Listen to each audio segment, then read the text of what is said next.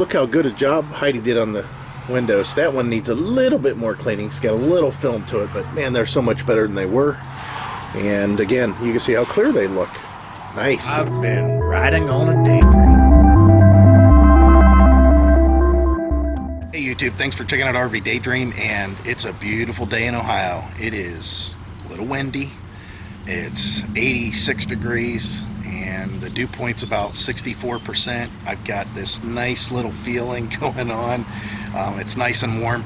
I've got to do some mowing because I don't know if you can see the clouds, but way off in the distance, way off in the distance, over in Youngstown, it's storming pretty heavily, and those storms are just kind of growing out of nowhere when you're looking at the radar. So soon to be coming here, I'm sure. I wanted to show you something. It's this shed. And why am I showing you this shed? And why did we purchase this shed? Well, we didn't purchase this shed. So why do we have this shed? Well, it's because we got it free. Yeah, free. And I'm going to talk about that real quick and tell you why you should be looking at that stuff too. Alright, so you're not necessarily going to be wanting to buy big things like this, but we make money, specifically me, but in this case, Heidi and my son, by buying stuff on Craigslist and flipping it and reselling it. The only way that's going to work for you is if you find something that you know about, something that you know is a good deal and just can't believe that somebody's selling it for as cheap as they are. You've got to have money in the bank for that, and you've got to be able to store it and hang on to it. Now in my case, I know beginning of summer, everybody's going to be looking for sheds to store their new lawn furniture, their new outdoor grill, their new riding mower, whatever the case may be. And this shed, which we've had one in the past, sells for $1,500 new when they were at Sam's. Now, they don't even make these anymore. But as long as all the parts are there and it's functional and everything works, this is still a really decent shed. Now, we got this free because there's a lot of people that we've dealt with in the past that know that we do this kind of stuff. They called us and said, hey, our neighbor's getting rid of their shed and a couple of bicycles. Come down, take a look at it. It's in their backyard. It's disassembled. They don't want nothing to do with it. You're going to have to haul it out and take it away, all on your own. So we went there, and sure enough, there it was, all piled up. I looked. They said, yep, all the parts are there. We disassembled it, and we just got a bigger shed.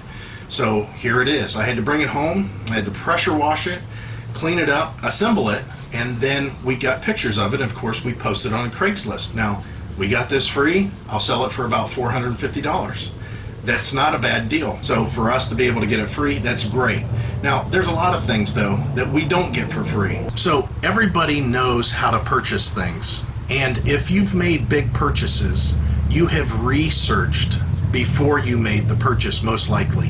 Whether it be asking the salesman or whether you're reading blogs and forums and reviews, you have some knowledge of whatever you purchased. Well, if it's something that you like and something that you're familiar with, then you can use that buying knowledge to purchase on Craigslist good deals, something that you recognize as a good deal, and then sit on it and sell it on down the road for what it's actually worth. Flipping is not a bad thing. I had people come here and buy things for me. They've bought cars off me and told me, hey, I'm going to turn this around and sell it. Nobody's going to be upset about that with you as long as you're purchasing it for the money that they're asking. Now, I'm not saying don't negotiate. Be forthright. Just let them know, hey, I think that this is something I might resell if it doesn't work out for me.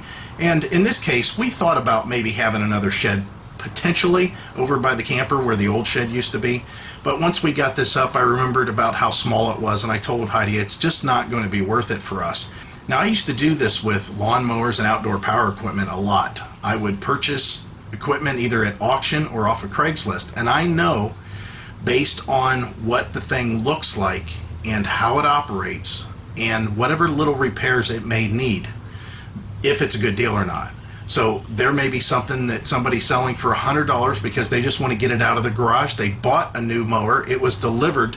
They have no way to get rid of their old mower, and they're in the city and they can't set it outside. They don't want it to be an eyesore, but they don't want to just throw it to the curb. Some of them actually do throw it to the curb.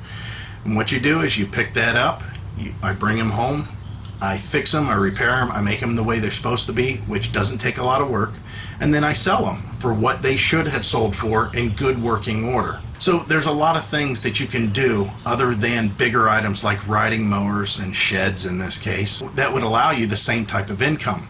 So find something that you feel comfortable about, or find something that you're interested in and research it and look up what it's worth and look at what it's selling for. I don't know if you guys know this, but on eBay, which I don't really care to do a lot of business on eBay, there is a way to type in and look for a product, a specific product.